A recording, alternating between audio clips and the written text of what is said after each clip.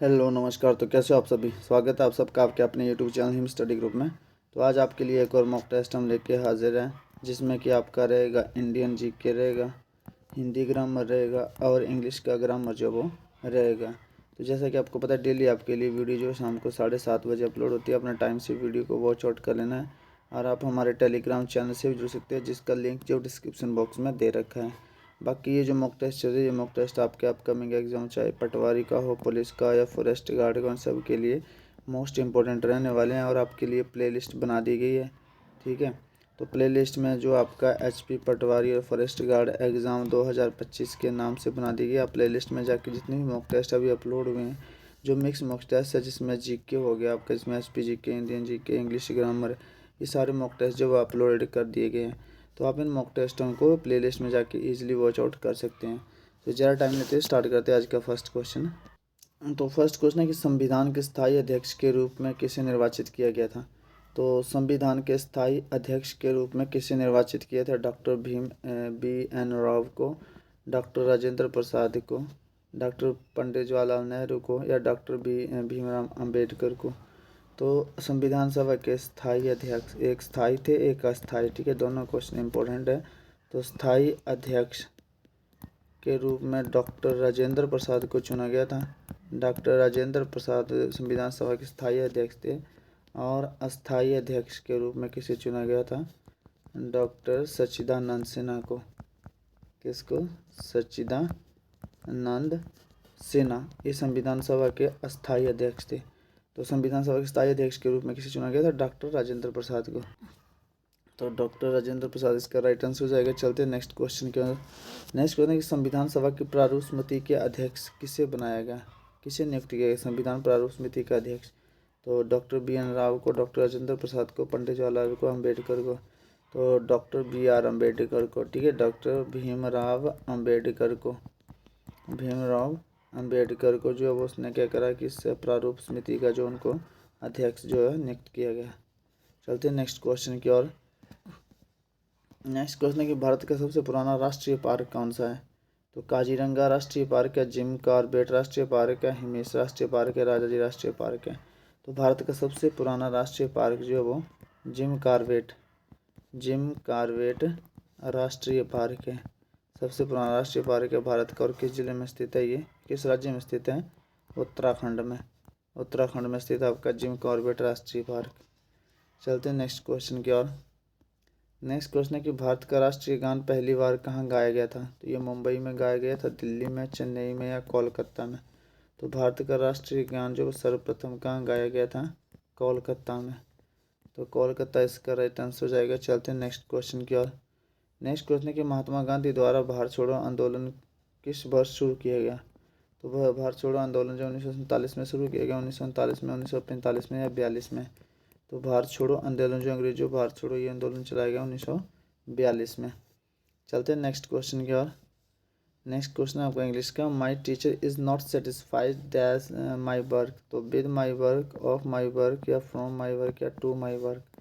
तो सेटिस्फाइड के आप साथ आप हमेशा किस प्रपोजिशन का यूज़ करेंगे, विद प्रपोजिशन का यूज़ करेंगे। माई teacher is not satisfied with my work. ठीक है, विद आ जाएगा यहाँ पे। चलते हैं नेक्स्ट क्वेश्चन की ओर।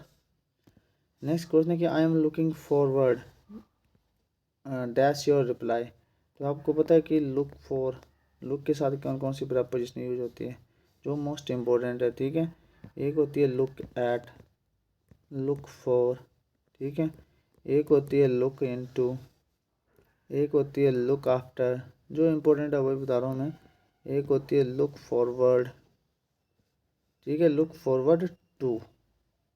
तो अब यहाँ पे देखना है कि लुक एट का मतलब क्या होता है, सिंपल सा, किसी की तरफ देखना। ठीक है, लुक फॉर क्या होता है, कुछ ढूंढना, जैसे घर में कोई चीज़ गुम हो गई आपकी तो उसको ढूंढना। लुक इनटू होती है छानबीन करना, जांच पड़ताल करना। ठीक है, छानबीन करना या जांच पड़ताल करना, इसको बोलते हैं लुक इनटू, छानबीन करना। लुक आफ्टर होता है देखभाल करना, जैसे किसी चीज़ की देखभाल करना, उसको लुक आफ्टर। और लुक फॉरवर्ड टू होता है उत्सुकता से किसी का इंतजार करना। ठीक है, उत्सुकता से किसी का इंतजार करना। तो यहाँ पे बोला कि I am looking forward to your reply, मतलब मैं आपका रिप्लाई का, जो आपका रिप्लाई हो किसका, उसका इंतज़ार कर रही हूँ, किसका, उत्सुकता से, उत्साही से। तो टू आ जाएगा, I am looking forward to. चलते हैं नेक्स्ट क्वेश्चन की ओर। नेक्स्ट क्वेश्चन है कि I will meet you at the airport. तो आपको पता है कि डेफिनेट लोकेशन हो गया, क्या ये डेफिनेट लोकेशन। तो आपने ध्यान रखना कि जहाँ पर भी डेफिनेट लोकेशन या फिर डेफिनेट टाइम आ जाए, डेफिनेट लोकेशन या डेफिनेट टाइम, मतलब निश्चित स्थान और निश्चित समय आ जाए, वहाँ पर आप एट प्रपोजिशन का प्रयोग करेंगे। I will meet you at the airport, मैं आपको मिलूंगी कहाँ पर, एयरपोर्ट। एयरपोर्ट क्या है, एक लोकेशन है। चलते हैं नेक्स्ट क्वेश्चन की ओर। नेक्स्ट क्वेश्चन है कि one of the students of our class selected. तो आपको पता है कि जहाँ पर वन ऑफ आ जाए, ठीक है, ईच ऑफ आ गए, नन ऑफ आ जाए, ठीक है, तो ऐसे और भी है दो चार है। तो ये वन ऑफ जो लग जाता है ये प्रोनाउन बन जाता है, ठीक है। तो वन ऑफ आ जाए, वन ऑफ आ जाए, आप कैसे तो फार्मूला याद रखेंगे, वन ऑफ आ जाए, प्लूरल नाउन आ जाए आगे, सिंपल से फार्मूले के हिसाब से याद कर लेना, ये रूल है ये। प्लूरल नाउन आ जाए तो आगे जो आपका वर्ब जो वो सिंगुलर यूज होगा, ठीक है, each of, one of, none of, ठीक है। तो अब यहाँ पे देखो कि वन ऑफ आ गए यहाँ पे, one of students, students noun कैसा है, हमें प्लूरल चाहिए, तो स्टूडेंट्स आपका प्लूरल नाउन आ गया। अब आगे क्या, वर्ब सिंगुलर होनी चाहिए, ठीक है। तो one of the student of our class, verb verb क्या आपकी प्लूरल है प्लूरल, ना आएगा नहीं। तो one of the student of our class was selected, ठीक है। तो वर्ब का आपने विशेष ध्यान रखना, तो आपको ये रूल पता होना चाहिए, ठीक है। चलते हैं नेक्स्ट क्वेश्चन की ओर। नेक्स्ट क्वेश्चन है कि ही वाज एंग्री। तो एंग्री, एंग्री का थोड़ा सा कंसेप्ट है कि एंग्री जब आप किसी पर्सन के साथ होते हो, ठीक है, तो एंग्री विद का यूज़ करते हो, और किसी मैटर पे होते तो एंग्री एट का यूज करते हैं। तो इसी हिसाब से एग्री का भी सेम एज इट इज़ है, ठीक है। एग्री, एग्री जब पर्सन के साथ होते हो तो एग्री विद का यूज़ करते हैं, और एग्री जब किसी मैटर पे होते हैं, किसी बात पे होते हैं, तो एग्री टू का यूज़ करते हैं, ठीक है। तो he was angry at me, at me नहीं, पर्सन है तो विद का यूज करेंगे, जब अगर पर्सन है तो विद का यूज करेंगे। He was angry with me. चलते हैं नेक्स्ट क्वेश्चन की ओर। नेक्स्ट क्वेश्चन है 11th आपका कि व्यंजन कितने प्रकार के होते हैं। मोस्ट इम्पोर्टेंट क्वेश्चन है और इसको आपको डीप से पता होना चाहिए, ठीक है। व्यंजन कितने प्रकार के होते हैं, 3 प्रकार के होते हैं, 4 प्रकार के होते हैं, 5 प्रकार के होते हैं, 6 प्रकार के होते हैं। तो व्यंजन जो आपकी ये 3 प्रकार के होते हैं, 3 प्रकार के। कौन कौन से, पहला आ गया आपका स्पर्श व्यंजन, स्पर्श व्यंजन। सेकंड आ गया आपका अंतस्था व्यंजन, अंतस्था व्यंजन। और थर्ड आ गया आपका ऊष्म व्यंजन। कौन सा, ऊष्म व्यंजन। 3 प्रकार के व्यंजन होते हैं, ठीक है। तो 3 प्रकार के व्यंजनों में भी स्पर्श व्यंजन में कौन कौन से होते हैं, कितने होते हैं स्पर्श व्यंजन, 25 होते हैं। कौन कौन से होते हैं, क, ख, ग, घ, अंग, च, छ, ज, झ, अण्य, ट, ठ, ड, ड, अण्य, त, थ, द, ध, न, प, फ, ब, भ, म, ठीक है। 1 2 3 4 5, 1 2 3 4, 3 2 5, तो 25 क्या हो गया आपके स्पर्श व्यंजन हो गए, ठीक है। ये फर्स्ट टाइप हो गया। सेकंड आपका अंतस्था व्यंजन। कौन से व्यंजन, अंतस्था व्यंजन। ये कौन से होते हैं, ये दूसरा प्रकार है। अंतस्था व्यंजन आपको पता है कि य, र, ल और व। और थर्ड टाइप के होते हैं आपके ऊष्म व्यंजन, ऊष्म व्यंजन। इसमें कौन कौन से आ जाएगा, श आ जाएगा षटकोण वाला, शलगम वाला, फिर श आ जाएगा, फिर स स्लेट वाला आ जाएगा, फिर ह आ जाएगा। ये भी चार होते हैं, ये भी चार होते हैं। अंतस्थ व्यंजन चार होंगे, ऊष्म व्यंजन चार होंगे, और आपके स्पर्श व्यंजन जो होंगे ये होंगे 25। तो ये आपको थोड़ा सा पता होना चाहिए। व्यंजन कितने प्रकार के होते हैं? व्यंजन 3 प्रकार के होते हैं। चलते हैं नेक्स्ट क्वेश्चन की ओर। ख कौन सा वर्ण है? अल्प प्राण है, अघोष है, ऊष्म व्यंजन है, अंतस्थ व्यंजन है। सबसे पहले आपसे पूछा जाए तो आप प्रैक्टिस के लिए ऐसे लिख लेंगे क ख ग घ। ठीक है, तो ख कौन सा व्यंजन है? ख क ख। तो आपको पता है कि प्रत्येक व्यंजन वर्णमाला का पहला और दूसरा वर्ण क्या होता है? अघोष होता है, अघोष होता है। और सभी ऊष्म वर्ण जो बचे होते हैं, 3 ऊष्म वर्ण कौन कौन से? 3 ऊष्म वर्ण स स स, ये भी क्या होंगे? अघोष होंगे। ठीक है, क ख ग घ अण। और ये जो आपके लास्ट के 3, ठीक है, ये होंगे सघोष। सघोष बोल सकते हैं या फिर घोष बोल सकते हो आप। ठीक है, और इसमें ह जो है ये भी किस में आएगा? सघोष अघोष में। और अंतस्थ व्यंजन है य र ल व, ये भी आपके आएंगे घोष घोष में। ठीक है, अब देखो पहला और तीसरा वर्ण क्या है आपका? अल्प प्राण, अल्प प्राण। ठीक है, और दूसरा तीसरा दूसरा दूसरा क ख ग घ, दूसरा चौथा और पांचवा वर्ण क्या है? दूसरा और चौथा वर्ण क्या है? ये महाप्राण। पहला तीसरा, ये देखो पहला तीसरा और पांचवा ये आपके अल्प प्राण है, ग भी अल्प प्राण में आता है।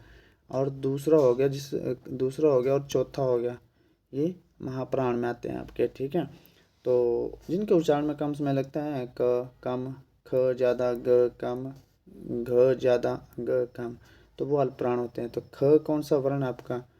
ख जो आपके यहाँ पे जो आपका ये अघोष वर्ण है। ठीक है, चलते हैं नेक्स्ट क्वेश्चन की ओर। शाम कौन सा शब्द है?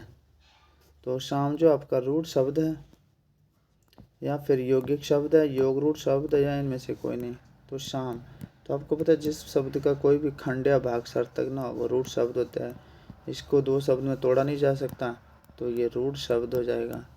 ठीक है, अब विद्यालय है, विद्यालय को 2 शब्दों में तोड़ा जा सकता है, विद्या जमा आलय, तो ये आपका यौगिक शब्द हो जाएगा। ठीक है, नीलकंठ, नीलकंठ जो ये यौगिक तो है, लेकिन ये किसको बता रहा है? भगवान शिव जी को, तो ये कौन सा हो जाएगा? ये आपका योग रूढ़ हो जाएगा। बहुब्रीहि समास के अंतर्गत जो आएंगे वो योग रूढ़ हो जाएंगे। तो शाम जो आपका रूढ़ शब्द है। चलते हैं नेक्स्ट क्वेश्चन की ओर। गिरिधर कौन सा शब्द है? गिरिधर रूढ़ शब्द है, यौगिक शब्द है, योग रूढ़। तो गिरिधर, गिरिधर किसके लिए यूज किया गया है? गिरिधर गिरि पर्वत को धारण करने वाला अर्थात भगवान श्री कृष्ण। तो श्री कृष्ण की बात करी गई, शब्द का अपना कोई अर्थ नहीं बल्कि श्री भगवान श्री कृष्ण को बता रहा है ये। तो ये कौन से समास के अंतर्गत आएगा? बहुब्रीहि। और जो भी शब्द बहुब्रीहि समास के अंतर्गत आएगा वो योग रूढ़ शब्द होगा। चलते हैं नेक्स्ट क्वेश्चन की ओर। नेताजी ने आजाद हिंद फौज का नेतृत्व किया। नेताजी में कौन सी संज्ञा है? व्यक्तिवाचक संज्ञा, जातिवाचक संज्ञा, समूहवाचक संज्ञा, भाववाचक। तो यहाँ पे नेताजी में जो संज्ञा वो आपकी व्यक्तिवाचक संज्ञा है। व्यक्तिवाचक क्यों है? क्योंकि नेताजी यहाँ पे मेंशन करा गया स्पेशल सुभाष चंद्र बोस जी को। जो यहाँ पे क्या किया कि जातिवाचक संज्ञा जो उसको व्यक्तिवाचक संज्ञा के रूप में जो यूज़ किया गया। कर सकते हैं ऐसे हम, जो जातिवाचक संज्ञा होती है उसको व्यक्तिवाचक संज्ञा के रूप में भी यूज किया जा सकता है। क्योंकि यहाँ नेताजी ने आज़ाद हिंद फौज का नेतृत्व किया, तो यहाँ स्पेशल नेताजी किसकी बात हो रही है? नेताजी सुभाष चंद्र बोस की बात हो रही है। नेताजी सुभाष चंद्र बोस की बात हो रही है। तो हम क्या है कि मतलब जातिवाचक संज्ञा को व्यक्तिवाचक संज्ञा के रूप में यूज कर सकते हैं, और जातिवाचक व्यक्तिवाचक संज्ञा को जातिवाचक संज्ञा के रूप में भी यूज कर सकते हैं। ठीक है, जैसे देश में अनेकों विभीषण है, तो विभीषण क्या है आपका? व्यक्तिवाचक है, तो उसको जातिवाचक के रूप में यूज कर रहे हैं हम। तो हम नेक्स्ट है, मानवता में कौन सी संज्ञा है? व्यक्तिवाचक, जातिवाचक, समूहवाचक, भाववाचक। मानव व्यक्तिवाचक हो गया, मानवता आ गया तो भाववाचक संज्ञा हो गया। ठीक है, भाववाचक संज्ञा हो जाए तो मानवता में कौन सी संज्ञा? भाववाचक। चलते हैं नेक्स्ट क्वेश्चन की ओर। नेक्स्ट क्वेश्चन है कि अमित साइकिल से बाजार जाता है, वाक्य में कौन सा कारक है। अच्छा, अमित साइकिल से बाजार जाता है, साधन आ गया, ठीक है, साधन आ गया यहाँ पे। तो साधन आ गया, तो साधन के लिए आप हमेशा करण कारक का यूज करते हैं, ठीक है, करण कारक। तो करण कारक से, साइकिल से या साइकिल के द्वारा बाजार जाता है, ठीक है, तो यहाँ पे आप करण कारक का यूज करेंगे। अगर यहाँ पे ऐसा होता है कि अमित घर से बाजार गया, ठीक है, घर से बाजार गया, तो आप आदान कारक होता है, क्योंकि फिर साधन ने दिया है, यहाँ पे साधन दिया तो आप इसको प्रायोरिटी देंगे, ठीक है। लेकिन अगर मतलब ऐसा करण कारक ना हो वाक्य में, तो आप अपादान कर सकते हैं, क्योंकि दूसरा कोई ऑप्शन नहीं है। लेकिन यहाँ पे साधन दे दिया गया तो हम करण कारक का यूज करते हैं। लेकिन ऐसा बोला होता है कि अमित घर से बाजार गया, तो आप अपादान कारक यूज करते हैं, क्योंकि वहाँ साधन नहीं था, यहाँ साधन दे रखा है आपका, तो साधन के लिए आप करण कारक का यूज करेंगे। रानी खाना खाकर खेलने गई। अच्छा, जब एक काम खत्म होकर, एक काम खत्म और दूसरा शुरू हो जाता है, तो वहाँ पर कौन सी क्रिया होती है आपकी, पूर्वकालिक क्रिया। कौन सी क्रिया, पूर्वकालिक क्रिया हो जाती है, ठीक है। रानी ने पहले खाना खाया और फिर खेलने गई, तो इसमें क्रिया कौन सी आपकी, पूर्वकालिक क्रिया। चलते हैं नेक्स्ट क्वेश्चन की ओर। नेक्स्ट क्वेश्चन है कि यश प्राप्त में कौन सा समास है, तत्पुरुष, अव्ययीभाव, द्वंद्व या द्विगु।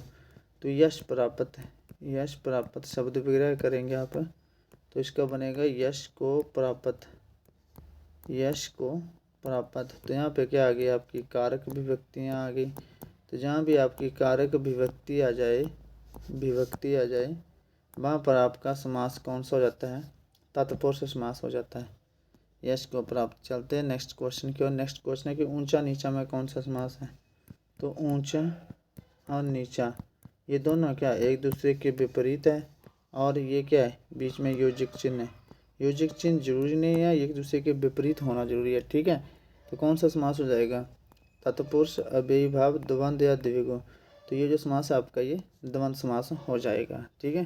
तो ये था आपका आज का सेशन, जिसमें 20 क्वेश्चन थे। 20 में से आउट ऑफ आपका स्कोर कितना होता है कमेंट सेक्शन में कमेंट करके जरूर बताएंगे। तो मिलते हैं नेक्स्ट सेशन में, तब तक के लिए जय हिंद, जय भारत।